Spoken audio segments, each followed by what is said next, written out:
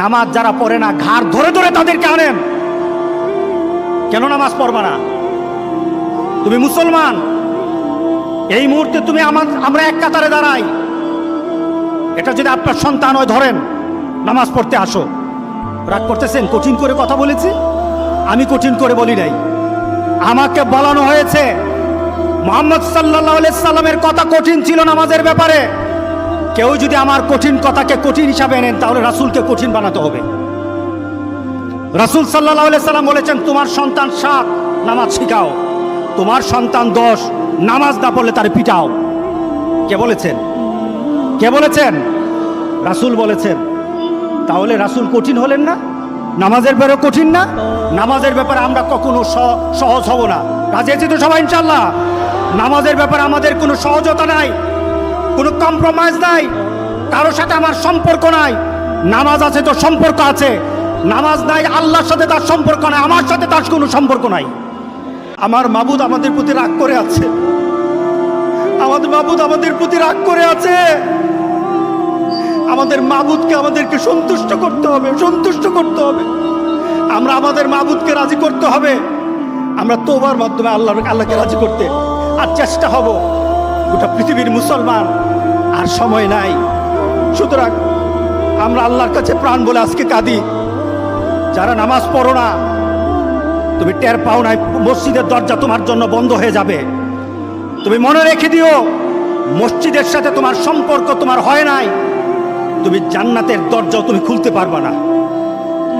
তুমি এখনো বেনামাজি, এখনো সকালবেলা তুমি ঘুমাও, এখনো তুমি আল্লাহকে ভুলে আছো, এখনো তোমার কাছে তওবার কথা তোমার চিন্তাতে আসে নাই। তুমি অনেক কিছু হতে পারো, তুমি মুসলমানের কাতারে থাকবা না। তুমি অনেক কিছু হতে পারো, তুমি ইসলামের কাতারে থাকবা না। আমি গতকাল বিকালবেলা মাদ্রাসার মাঠের দিকে যাচ্ছি, এমন সময় একটা ছেলেকে দেখলাম, আমাকে দেখে কেউ দৌড়ে চলে যায়। যেটা আমি মনে করলাম ছেলেটাকে ডাকা দরকার। ছেলের বাবা হতো অন্ধ, ছেলের বাবা হতো বুঝে না, মা বুঝে না, এই ছেলেটা দুজুকের দিকে চলে যাচ্ছে। ছেলের বাবা হয়তো বুঝে না যে আমার ছেলেটাকে আমি ধ্বংস করে দিচ্ছি। আমি ছেলেটাকে দৌড়িয়ে আনলাম, সে ভাগতেছিল। আমি বললাম এদিকে আয়, ভাগিস না। ছেলেটাকে কাছে এনে বললাম, তুই যে চুলটাকে লাল করেছিস, চুলটা লাল, তোর আব্বাকে বলিস আমার সাথে দেখা করতে। অনেকে চিন্তা করবে আমার ছেলে যেভাবে চলে আপনার কি? আমার কিছু না,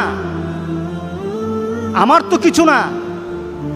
আপনার ছেলে যদি হারামি করে আমার কিছু না, আপনার ছেলে যদি বেনামাজি হয় আমার কিছু না।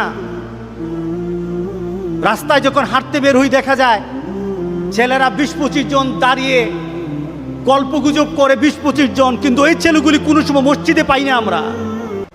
রব্বুল আলামিন আজকে যারা আমার বাপ, আমার মা, আমার পরিবারের কোনো সদস্য, আমার পরিবারের কোনো ব্যক্তি যারা নিজেরা নামাজ হয়তো পড়তো,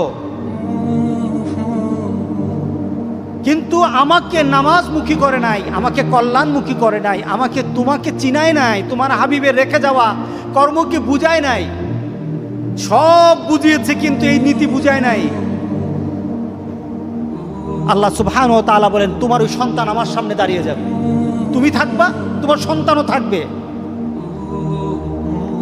আমার কাছে অভিযোগ করবে।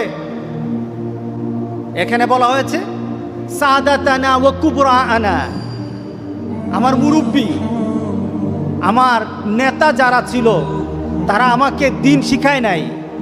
আবার অপর আয়াতে আল্লাহ বলেছেন, সন্তান দাঁড়িয়ে বলবে, মাবুদ, আমার বাবা, আমার পরিবারের আত্মীয় স্বজন, আমার পরিচিত জন কেউ আমাকে নামাজের কথা বলে নাই, রাস্তা দিয়ে হেঁটে গেছে, আমাকে পরিবর্তনের কথা বলে নাই।